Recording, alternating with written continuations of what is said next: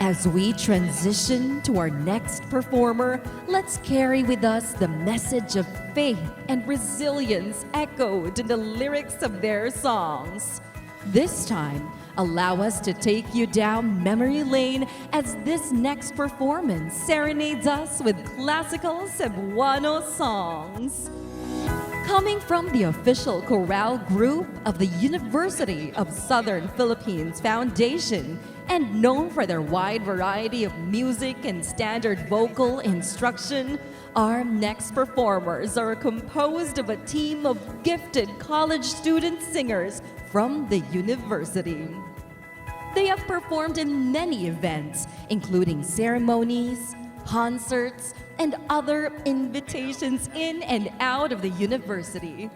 Awarded as the best interpreter of the 13th Huni Halad Alang Kang Senyor Santo Niño Songwriting Competition. They will be performing Matud Nila and Sa Daplin sa Baybayon tonight. Please join me in welcoming Huni Habagat.